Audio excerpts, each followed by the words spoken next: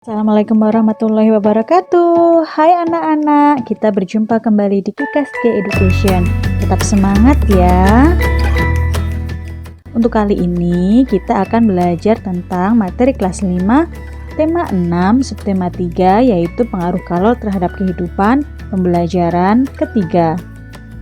Materi yang akan kita bahas yaitu tentang aktivitas masyarakat di beberapa wilayah dalam upaya pembangunan ekonomi, sosial, dan budaya Indonesia secara percaya diri, dan akibat-akibat yang timbul karena tidak adanya penerapan tanggung jawab di masyarakat secara mandiri. Sebelumnya, ada beberapa gambar yang akan Ibu tampilkan. Perhatikanlah gambar kegiatan berikut. Kegiatan apa saja yang kamu lihat? Ada kegiatan orang yang sedang membatik, tentunya dia berprofesi sebagai seorang pengrajin batik. Kemudian ada orang yang sedang memahat, kita lihat. Kemudian ada gambar beberapa nelayan yang sedang menangkap ikan. Dan yang terakhir adalah gambar orang-orang yang sedang menggarap sawah. Apakah tujuan kegiatan tersebut? Dan bagaimana pengaruh kegiatan tersebut terhadap pembangunan ekonomi, sosial, dan budaya masyarakat setempat? Bagaimana dengan kegiatan masyarakat yang ada di wilayah tempat tinggalmu? Berikut ini ada penjelasan tentang peran masyarakat terhadap lingkungan sosial budaya. Peran masyarakat terhadap lingkungan sosial budaya. Masyarakat Indonesia merupakan masyarakat yang selalu menghargai warisan budaya nenek moyangnya. Bentuk penghargaan tersebut antara lain ditunjukkan dengan kebiasaan melakukan kegiatan tradisi dalam kehidupannya, mulai dari peristiwa kelahiran hingga kematian. Terdapat tradisi yang harus dijalankan hingga kini. Tidak dimungkiri bahwa ada kecenderungan masyarakat untuk mengurangi kegiatan tradisinya dengan berbagai alasan. Akan tetapi, kesadaran masyarakat untuk kembali menghidupkan tradisi-tradisi nenek moyang kembali meningkat.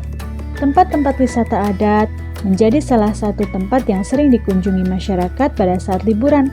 Tempat-tempat wisata yang mengusung tema kembali ke masa lalu dan kembali ke alam menjadi salah satu tujuan wisata yang digemari.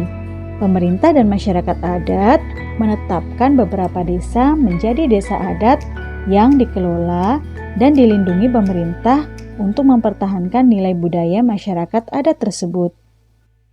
Keberadaan desa adat memang beranjak dari keinginan untuk tetap memelihara peninggalan nenek moyang dengan mempertahankan nilai dan kegiatan tradisional. Nilai dan kegiatan tradisi nenek moyang bangsa Indonesia selalu menghargai alam sebagai sumber kehidupan. Terdapat beberapa desa adat di Indonesia yang dipelihara, dilindungi, dan dijaga baik oleh masyarakat setempat maupun oleh pemerintah setempat. Desa adat Bena di Ngada, Nusa Tenggara Timur, Desa adat Sade di Lombok, Desa adat Wairebo, Nusa Tenggara Timur, Desa adat Kampung Naga di Tasikmalaya, Desa adat Tarunanyan di Bali, Desa adat Pariangan, Tanah Datar di Sumatera Barat merupakan beberapa contoh desa adat yang dipertahankan keberadaan dan keasliannya hingga kini. Ada juga beberapa desa adat dan kehidupan masyarakat asli yang diperkenalkan ke masyarakat luas melalui beberapa orang setempat yang peduli untuk mempertahankan nilai budaya dan kegiatan tradisinya. Salah satunya adalah Desa Adat Osing di Kemiren, Banyuwangi yang diperkenalkan ke masyarakat luas melalui seorang ahli kopi setempat. Desa ini dikelola untuk mempertahankan tradisi masyarakat Osing sebagai suku asli masyarakat Banyuwangi. Andrea Hirata juga dikenal melakukan usaha untuk mengangkat dan mempertahankan pusaka tradisi masyarakat Desa Gantong Belitung di Sumatera Selatan. Melalui novelnya yang sangat terkenal, Laskar Pelangi, Andrea memperkenalkan kehidupan masyarakat Melayu yang tinggal di Desa Gantong, tanah kelahirannya. Anak-anak, itulah tadi penjelasan tentang peran masyarakat terhadap lingkungan sosial budaya. Untuk selanjutnya, mari kita simak suasana sekolah Siti dan Lani berikut ini. Pagi ini, sekolah ramai dengan para siswa yang mengenakan batik berbagai motif. Hari ini adalah hari batik. Hari Batik dirayakan mulai tanggal 2 Oktober 2009 setelah UNESCO PBB menerapkan batik sebagai warisan kemanusiaan budaya lisan dan non-bendawi. Para siswa dan guru di sekolah merayakannya dengan mengenakan baju dengan motif batik yang berbeda-beda. Berikut ini percakapan Siti dan Lani. Hai Lani, kamu terlihat cantik dengan motif batik itu. Bagaimana rasanya memakai kain motif batik, Lan? Batik dari daerah mana itu, Lan? Terima kasih, Siti. Aku suka memakai baju bermotif batik ini. Bahannya nyaman dan tentu saja aku suka dengan motifnya. Cantik ya. Ibu membelinya di Pekalongan saat mengunjungi salah satu kerabat di sana. Bagaimana denganmu? Kata ibu, batikku berasal dari Solo. Warnanya lebih banyak warna alam seperti coklat dan putih. Berbeda dengan motif batik yang kamu kenakan ya. Motif batikmu lebih berwarna, tetapi aku suka sekali dengan yang ini. Ibu bilang aku terlihat anggun dengan baju motif batik ini. Tahukah kamu cara pembuatan batik yang dilakukan nenek moyang kita? Ya, aku pernah melihatnya di televisi. Setelah membuat pola yang juga diwariskan secara turun-temurun, para pembatik memanaskan malam di dalam sebuah wajan logam. Lalu, dengan menggunakan canting yang juga terbuat dari logam, mereka mulai membatik. Setelah itu, kain yang sudah dibatik akan dicelupkan ke dalam air panas untuk meluluhkan malam. Lalu, mencelupkannya ke dalam pewarna. Setelah itu, kain akan dijemur di bawah sinar matahari. Wah, kamu tahu betul proses pembuatan batik, Lani. Informasi dari media elektronik seperti televisi memberikan informasi untuk pengetahuan kita ya. Setelah saya mendengarkan penjelasanmu, ternyata nenek moyang kita pun tahu betul cara memanfaatkan sumber panas untuk kegiatan membatik ya. Hebat! Saya semakin bangga dan ingin tahu lebih banyak tentang keunikan masyarakat di Indonesia. Kita cari tahu dari media elektronik lainnya yuk. Keunikan suatu daerah dan masyarakatnya kini menjadi modal utama untuk meningkatkan kehidupan masyarakat. Banyak daerah berusaha menggali potensi daerahnya dan mengembangkannya agar masyarakatnya mendapatkan banyak manfaat. Simaklah sebuah artikel yang diperoleh dari salah satu koran elektronik daerah berikut ini. Perajin batik Osing. Masyarakat Osing yang tinggal di daerah pesisir ujung timur Pulau Jawa, tepatnya di Kabupaten Banyuwangi, telah lama melakukan kegiatan membatik. Kegiatan ini umumnya dilakukan dalam skala industri rumah tangga.